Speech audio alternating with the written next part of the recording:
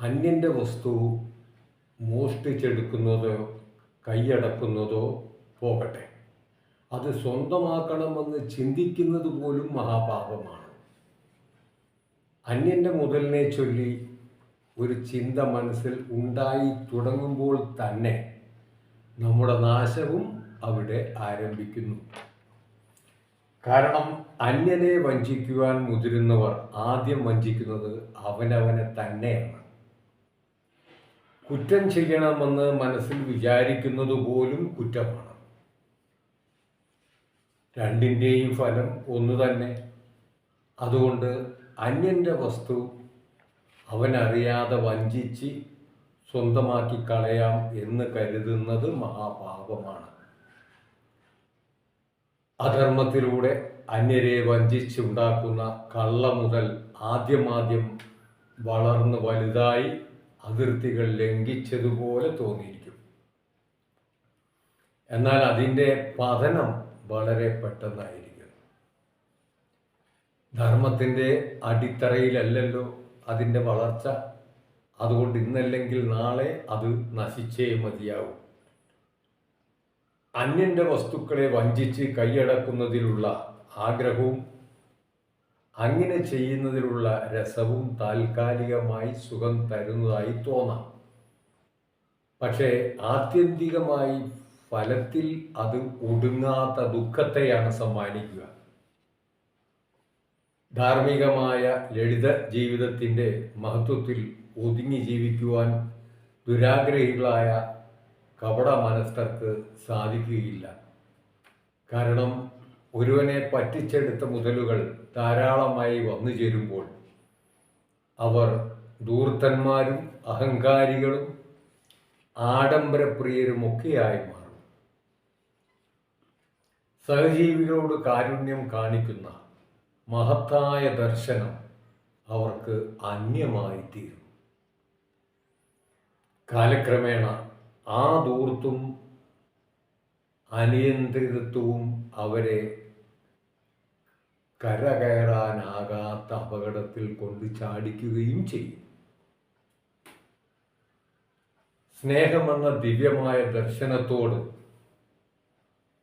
അളവറിഞ്ഞ് ജീവിക്കുന്ന മഹാത്മാക്കളുടെ ഉള്ളിൽ ധർമ്മബോധം എങ്ങനെ നിലനിൽക്കുന്നുവോ അതുപോലെ കളവ് മാത്രം അറിയുന്ന കുടിലന്മാരുടെ നെഞ്ചിൽ വഞ്ചനയും നിലനിൽക്കുന്നതായി നമുക്ക് കാണാൻ കഴിയും.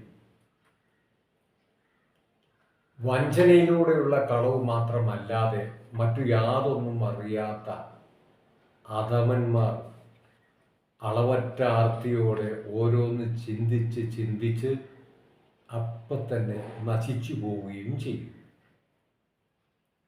മനസ്സിൽ തിന്മ ചെയ്യുന്നത് ചിന്തിച്ചാൽ അത് മാത്രം മതി. തിന്മ ചെയ്തതിൻ്റെ ഫലം നമ്മുടെ അക്കൗണ്ടിൽ വന്നു ചേരും. അസത്യത്തിൻ്റെയും പാപത്തിൻ്റെയും മാർഗത്തിലേക്ക് തിരിയാതിരിക്കാൻ ഒരൊറ്റ പോംവഴിയേ ഉള്ളൂ. സത്യനിഷ്ഠയിൽ ഉറച്ചു നിൽക്കുക. സത്യമെന്ന എന്ന് പ്രകീർത്തിക്കപ്പെടുന്നത് ഏതാണെന്ന് വെച്ചാൽ അത് സഹജീവികൾക്ക് യാതൊരു വിധത്തിലും ദുഃഖത്തെ കൊടുക്കാത്ത ശുദ്ധമായ വാക്കുകൾ പറയുവാനുള്ള മനോഭാവം തന്നെയായിരിക്കണം. സത്യത്തിൻ്റെ മൂർത്തിമത് ഭാവമായി ജീവിക്കുന്നതിലൂടെ നേടുന്ന പ്രശസ്തിയേക്കാൾ വലിയൊരു പ്രസക്തി വേറെ ഉണ്ടാവാനില്ല. ഒരു ശാരീരിക ധ്യാനവും കൂടാതെ തന്നെ അത് സർവവിധ ധർമ്മങ്ങളെയും നേടിത്തരും. ബാഹ്യമായ ദേഹശുദ്ധിക്ക് വെള്ളം മതി. കുളത്തിലൊന്ന് മുങ്ങിയാൽ അല്ലെങ്കിൽ കിണറ്റിൽ നിന്ന് വെള്ളം കോരിയൊഴിച്ചാൽ ദേഹശുദ്ധിയായി. അന്തശുദ്ധിക്ക് സത്യം തന്നെ വേണം. ഒന്ന് പുറമെ നിന്ന് കോരിയൊഴിച്ച് ഏതവസരത്തിലും വൃത്തിയാക്കാവുന്നതാണ്. രണ്ടാമത്തേത് അതല്ല. സത്യത്തിൻ്റെ നീരുറവ ഉള്ളിൽ എപ്പോഴും കിനിഞ്ഞുകൊണ്ടിരിക്കണം. എങ്കിൽ മാത്രമേ അന്ധകരണം പരിശുദ്ധമാവുകയുള്ളൂ. സജ്ജനങ്ങൾ എവിടെ ചെന്നാലും നല്ല ആളുകളുമായിട്ടേ കൂട്ടുകൂടൂ. വലിയൊരു ആൾക്കൂട്ടത്തിൽ അവർ വിട്ടു നിൽക്കുന്നതായിട്ട് കാണാം. തേനീച്ചയ്ക്ക് എവിടെ ചെന്നാലും തേനിൽ മാത്രമാണ് നോട്ടം, മറ്റൊന്നിലും അതിനെ ആകർഷിക്കാൻ കഴിയില്ല. എന്നാൽ സാധാരണ ഈച്ചയ്ക്ക്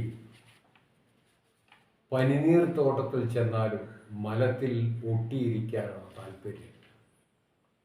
ഇന്ന് നമ്മുടെ മനസ്സ് ഈ ഈച്ചയെ പോലെയാണ്. അത് മാറണം. തേനീച്ച എവിടെയും തേൻ നുകരുന്നത് പോലെ എന്തിലും ഏതിലും നന്മ കാണുവാനുള്ള ഒരു മനസ്സുണ്ടാക്കിയെടുക്കണം. അതിന് വെറുതെ ചർച്ച ചെയ്തത് കൊണ്ട് കാര്യമില്ല. പഠിച്ച കാര്യങ്ങൾ ജീവിതത്തിൽ പകർത്താൻ ശ്രമിക്കണം. അദ്വൈതം തന്നെയാണ് സത്യം, പക്ഷെ അത് ജീവിതത്തിൽ കൊണ്ടുവരണം. ഏത് സാഹചര്യത്തിലും ആ സത്യത്തിൽ തന്നെ നിൽക്കാൻ കഴിയണം. ജീവിതത്തിൻ്റെ ശരിയായ വഴി പറഞ്ഞു തരുന്നതാണ് സത്സംഗം. പാചകം പഠിച്ച ഒരാൾക്ക് ആഹാരം പാകം ചെയ്യാൻ പ്രയാസമില്ല. അഗ്രികൾച്ചർ പഠിച്ചിട്ട് കൃഷി ചെയ്യാനും എളുപ്പമാണ്. ജീവിതത്തിൻ്റെ ലക്ഷ്യമേതെന്ന് മനസ്സിലാക്കി അതിനെ സാക്ഷാത്കരിക്കുന്നതിന് വേണ്ടി ശരിയായ മാർഗത്തിൽ പ്രവർത്തിക്കുന്നവർക്ക് ജീവിതം ആനന്ദപൂർണമായിരിക്കും. അതിന് സഹായിക്കുന്നതാണ് സത്സംഗം. തീ കൊണ്ട് പുരയും കത്തിക്കാം, ആഹാരവും പാകം ചെയ്യാം. സൂചി കൊണ്ട് കണ്ണും പൊട്ടിക്കാം, തയ്ക്കുകയും ചെയ്യാം. അതിന് ഓരോന്നിൻ്റെയും പ്രയോജനം മനസ്സിലാക്കി പ്രയോഗിക്കണം. അതുപോലെ സത്സംഗം നമ്മുടെ ജീവിതത്തിൻ്റെ ശരിയായ പ്രയോജനം മനസ്സിലാക്കി അതിനനുസരിച്ച് ജീവിക്കാൻ പഠിപ്പിക്കുകയും സഹായിക്കുകയും ചെയ്യുക. അതാണ് സത്സംഗം. ജീവിതത്തിൽ എക്കാലത്തും നിലനിൽക്കുന്ന സമ്പത്താണ് സത്സംഗത്തിലൂടെ നമുക്ക് നേടാൻ കഴിയുന്നത്. സന്ദേശമാലയിൽ പറഞ്ഞ ഈ കാര്യം വെറുതെ ഒന്ന് ചിന്തിക്കാൻ ആവശ്യപ്പെടുന്നു. നമസ്കാരം.